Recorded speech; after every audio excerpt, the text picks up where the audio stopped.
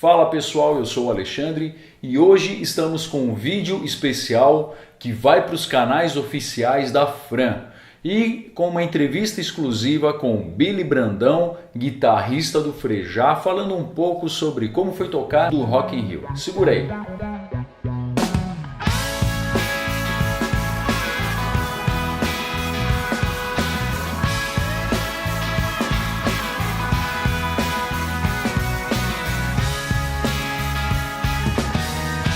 Amanheceu outra vez, estou pronto para encarar a fúria dos dias.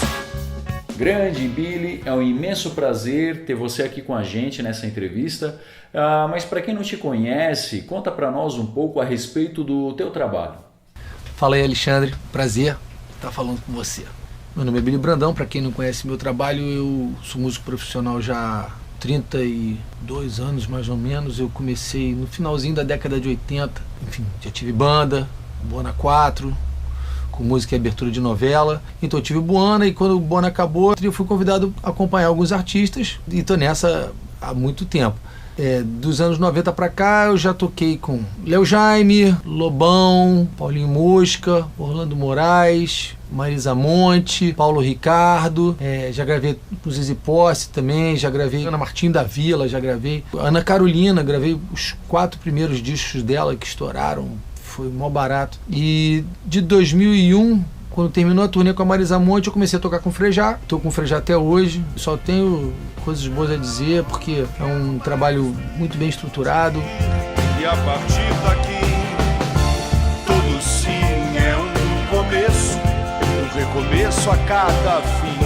Tudo acontece aqui e agora, tudo vai e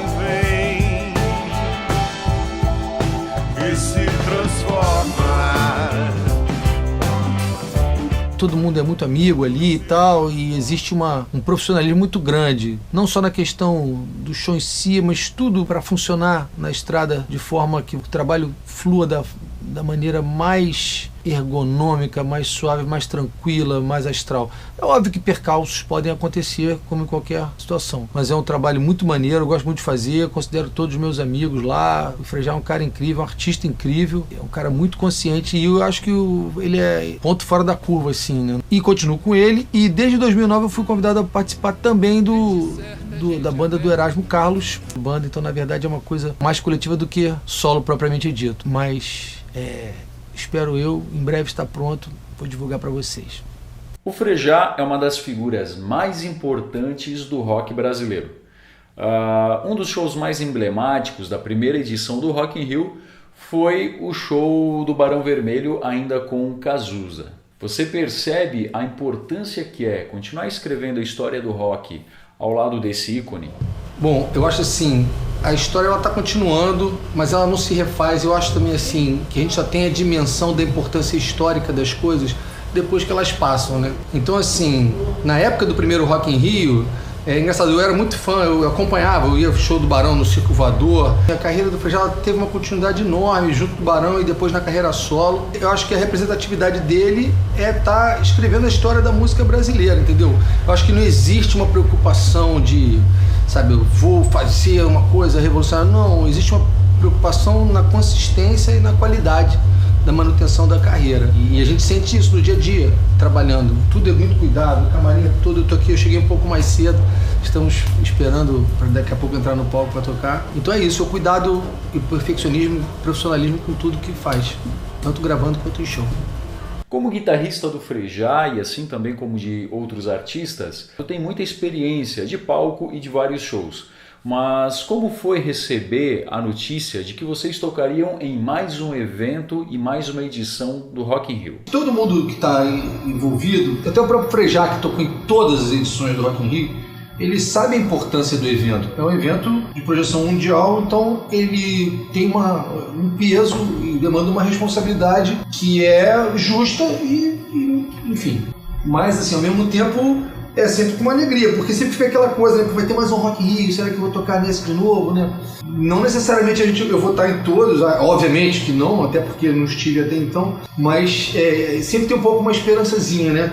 Agora, tem uma historinha bacana de se contar, que é o seguinte: quando a gente tocou em 2011 no Rock in Rio, foi um show da gente que era muito ensaiadaço, a gente já estava fazendo show um pouco antes na estrada, então a banda estava azeitada, né? O show deu tudo certo, assim, tão bacana que até saiu o DVD do Frejá ao vivo no Rock in Rio, é desse show de 2011. A gente tocou para 100 mil pessoas e foi meu primeiro Rock in Rio, então foi uma emoção muito intensa e tal. E no dia seguinte, a gente viajou para Foz do Iguaçu para fazer um show fechado, né? Show corporativo, um show para uma empresa. E esse show, cara, uma parte das pessoas está prestando atenção assim na frente do palco, você vê um monte de gente assim mais para trás, e também era muito menos gente. Então até eu comentei isso com o Frejá na época, eu falei, pô, cara, é mó barato, porque dá uma baixada na bola interessante, né? Bota você na dimensão real da coisa. Um dia você tá tocando no Rock in Rio para 100 pessoas, no dia seguinte você tá tocando num evento fechado para, sei lá, quantas pessoas tinham, 100, não sei. Então é bom que baixa a sua bola e bota logo em contato com a realidade de novo e fica mais fácil a gente viver a vida assim, lidar com o que é real. A maioria das pessoas não imaginam como é a rotina de um músico na relação do dia a dia. Cara, a rotina do músico, ao contrário do que as pessoas pensam, né? Elas têm uma visão, acho que muito superficial, vendo o cara em cima do palco, feliz da vida tocando. Tocar é uma parte, fazer show, né? É uma parte pequena do trabalho. Você vê, todas essas respostas que eu estou dando, eu estou ou em algum trabalho, ou indo para um trabalho, ou voltando de algum trabalho. A grande relação é noite mal dormida em ônibus, né? Passagem de som, transporte, aquelas coisas todas. A parte de um show em que você está tocando é uma parte do teu dia que dura 1 hora e pouca, né? É uma parte pequena. Fora isso, a rotina do dia a dia, que é bem puxada, primeiro porque assim, concilia um ensaio com um artista diferente, com um show de um outro artista. Tô chegando aqui no ensaio, vou ter saltado do Uber. Obrigado, camarada. Cara, desculpa aí, cara. Tudo certo. Beleza. Aí, tá vendo? Esperando atender o interfone.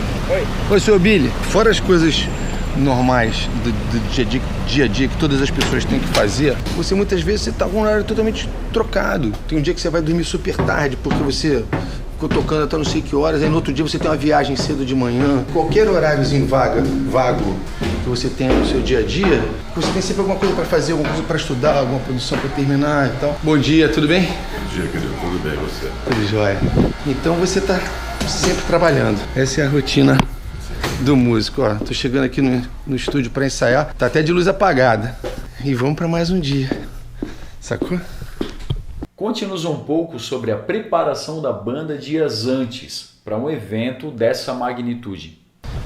Cara, a preparação não foi nos dias antes, na verdade foi tipo um mês antes, porque a gente tava mudando o show, a gente ia começar a ensaiar o show novo. Então a gente somou as duas coisas, a gente ficou ensaiando no mês anterior o show novo, que é o show do Tudo Se Transforma, que é o que a gente está atualmente em turnê. E na última semana desses ensaios do show novo, a gente focou mais no Rock in Rio, porque o Rock in Rio é um show um pouco mais curto do que o nosso show normal de estrada, teve 50 minutos a menos e também contou com a participação da Lan, que não faz parte da banda, mas participou do Rock in Rio. Então nessa última semana anterior ao Rock in Rio a gente focou mais nesse show. Foi muito, muito importante isso, porque a gente fez vários ajustes que foram diferentes para o Rock in Rio do que é o show normal. E eu acho assim, que esse preparo todo faz toda a diferença. Atravessando a rua e todo mundo bota a seta, né? Tem que ficar de olho para não ser atropelado. Faz toda a diferença, porque chega na hora do show, se você não tá com tudo ensaiadaço, rola uma série de dificuldades que a gente viu outras bandas passando e graças a Deus a gente não teve nenhuma. O nosso deu tudo certo, graças a Deus.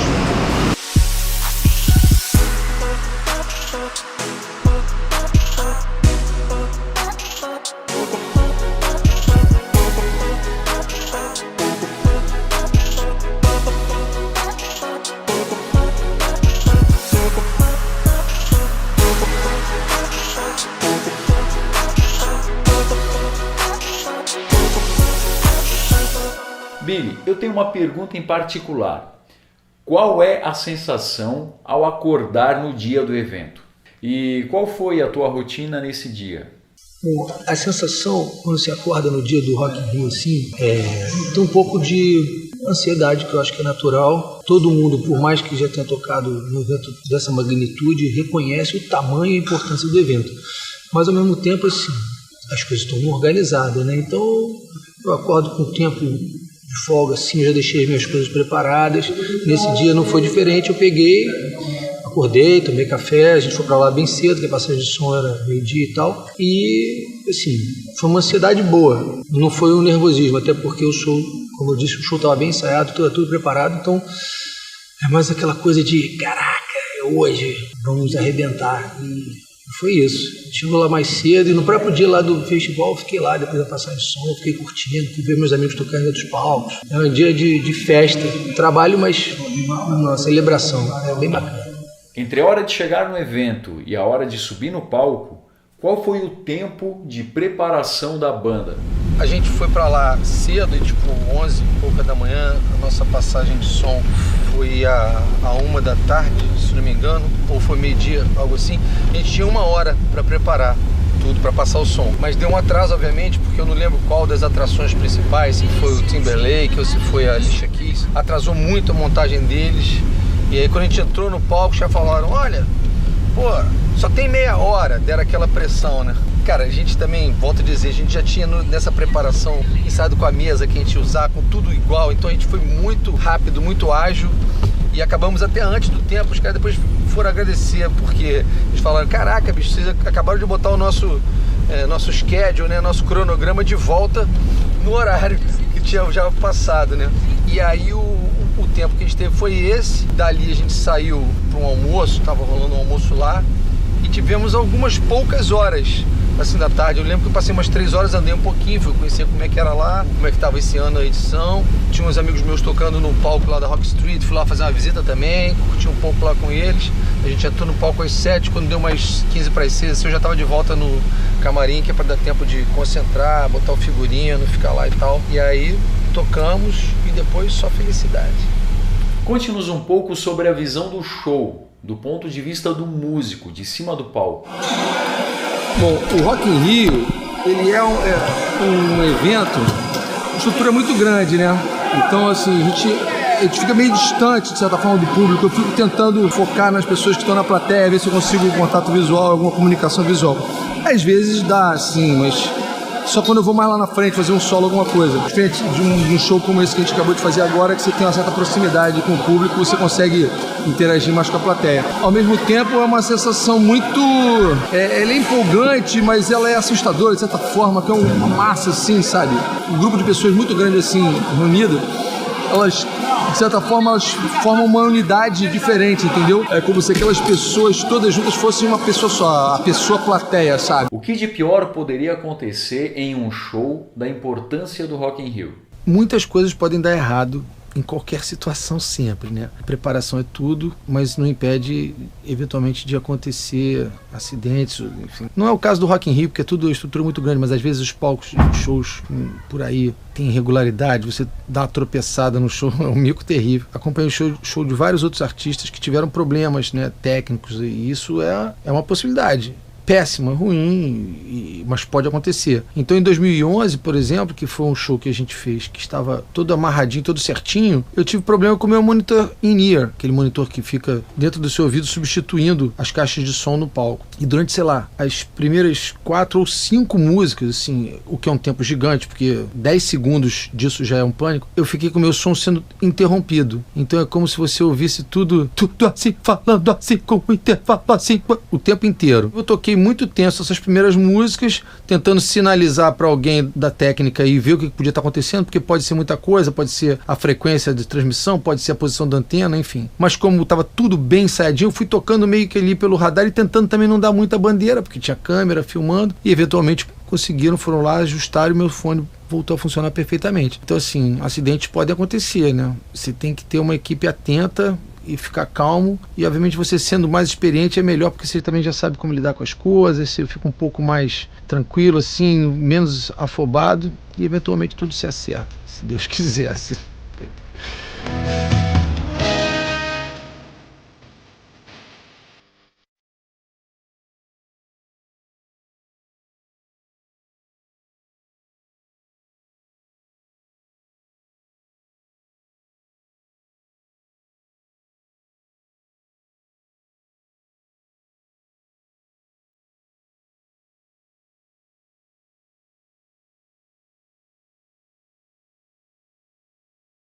E o que não pode faltar para garantir um excelente show?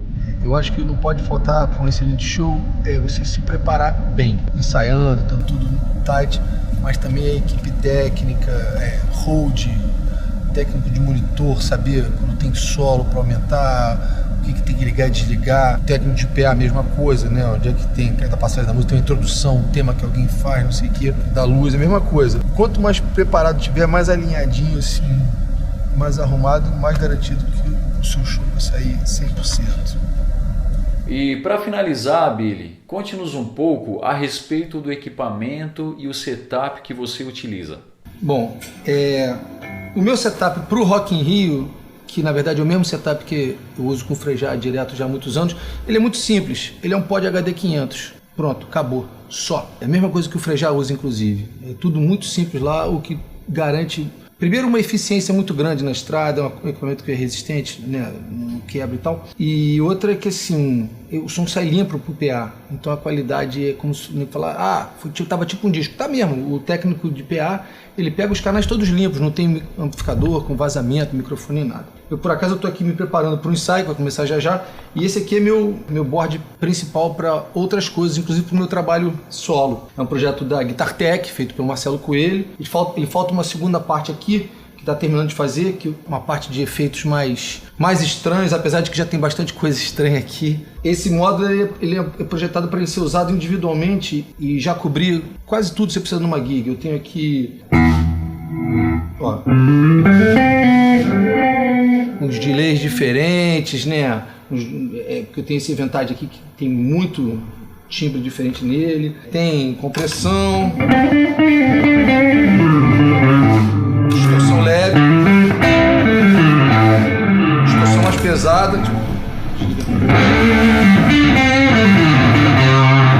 Enfim, envelope, tem uma série de outros recursos. E até para umas coisas mais estranhas também. E o centro dessa pedaleira toda é esse controlador Yeti, feito pela Pedrone em São Paulo, que tem essa possibilidade de você plugar 8 pedais nele, o sinal da guitarra fica limpo, ele passa direto da guitarra para o amp, né, com menos pedais para consumir o seu sinal. Fora o fato que você pode programar combinações diferentes de efeitos, assim. Aqui no banco que eu tenho de envelope, por exemplo, ele já entra direto com o envelope. Mas ele entra com o envelope com o drivezinho, que esse drive já está ligado, né? O envelope só é... Só que quando ele entra, já entra...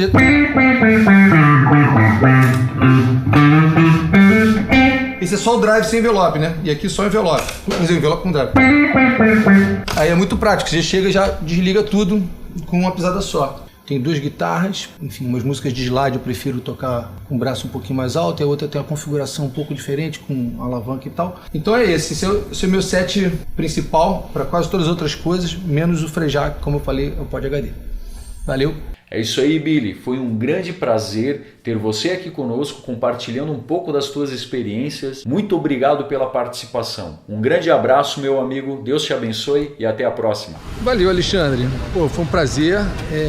Eu espero ter conseguido matar um pouco mais da curiosidade sobre como é o backstage, a preparação de tudo isso para um evento, né, como o Rock in Rio. Não só isso, de repente talvez até expandir um pouco mais esse conhecimento e essas curiosidades sobre um pouco do que é a vida, né, do músico profissional no Brasil. E como essa é uma despedida, uma conclusão e um agradecimento, eu quero desejar felicidades a todos, agradecer pela atenção e hoje vou dar uma relax, vim ver uns amigos meus tocarem aqui, curtir um jazz, que também faz parte, né? A gente tem que ouvir os outros tocarem também. Tem que ouvir outras músicas diferentes, pegar inspiração e abrir, né, conceitos e tal. Muito legal. Abração. Beijo. Valeu.